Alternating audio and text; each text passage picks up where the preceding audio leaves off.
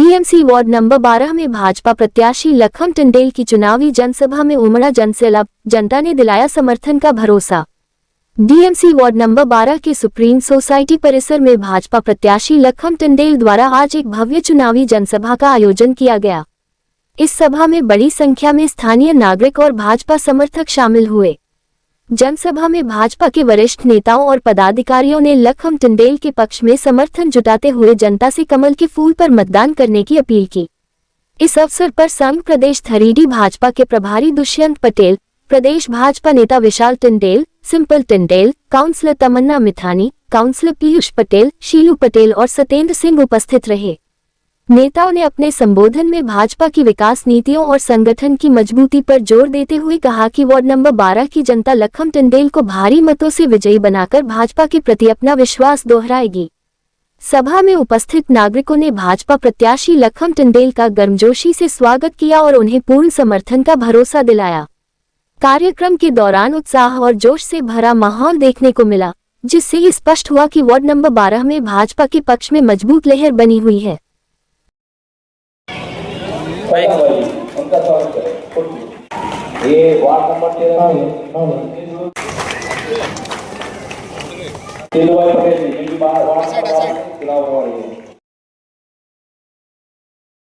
हमें ये ज्ञात था 5 साल पहले भी जब चुनाव की प्रक्रिया चल रही थी, तभी भारतीय जनता पार्टी में उन्होंने हक गिड़ाए थे, प्रार्थना की थी कि लेडीज सीट वुमन रिजर्वेशन होने के बावजूद उन्होंने कहा था कि मेरी बेटी को टिकट दे दो। और भारतीय जनता पार्टी ने कार्यकर्ता है करके उनकी बेटी भले ही कचिका में ब्याह चुकी थी, फिर भी भारतीय जनता पार्टी ने उनको मौका दिया और निर्विरोध 5 साल पहले वो चुन के आई थी। दोस्तों, मैं इसलिए आज बताना चाहता हूं कि आज जब 5 साल के बाद जब चुनाव की प्रक्रिया हुई, पार्टी ने जब लखन भाई टंडेल को टिकट दिया, तभी वही परिवार ने, वही जयंती भाई पटेल ने पार्टी से बगावत कर ली। हमारी भारतीय जनता पार्टी में ये कभी नहीं होता। हमें तो ये सिखाया जाता है कि नेता से बड़ा दल और दल से बड़ा देश होता है। आज जो धोखा उन्होंने भारतीय जनता पार्टी के साथ किया है, वो धोखा सिर्फ भाजपा के साथ नहीं, अभी तो वार्ड नंबर 12 के लोगों के साथ भी है। क्योंकि आज जो विकास की जो बात हम सब यहाँ पर कर रहे हैं, जो दमन में सारे क्षेत्र में अगर मैं बोलूं, शैक्षणिक क्षेत्र में बात करूं, एजुकेशन के क्षेत्र में हमारे सत्येंद्र भाई, प्रमोद भाई काफी सारी बातें बोल के मैं दोहराना नहीं चाहता, लेकिन आपके यहाँ सबसे बड़ा समाज जो है मराठी समाज बसता है।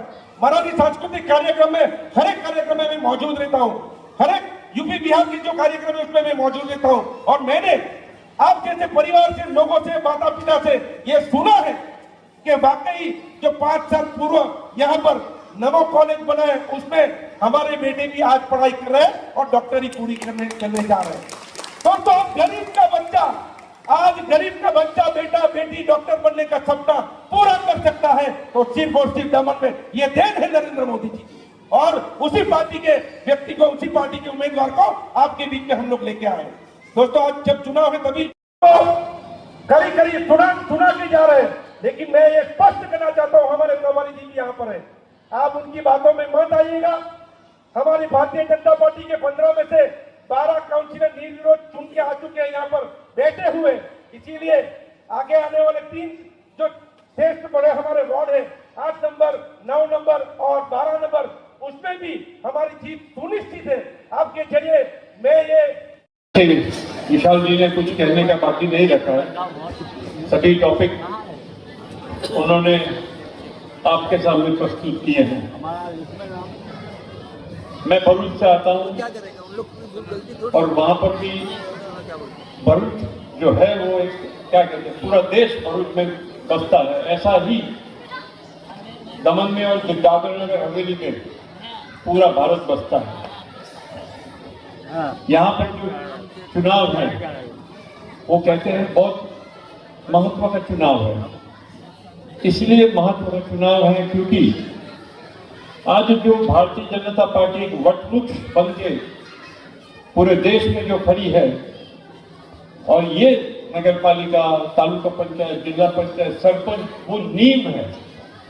वो नींव कैसी होनी चाहिए, तो नींव मजबूत होनी चाहिए। तो ये जो ऊपर वटवृक्ष है, विश्व की सबसे बड़ी पार्टी, तो वो उसी लिए है क्योंकि नीचे के जो हमारे सभी जो स्थानिक स्वराज की इलेक्शन चुननी है, वो बहुत मायने रखती है।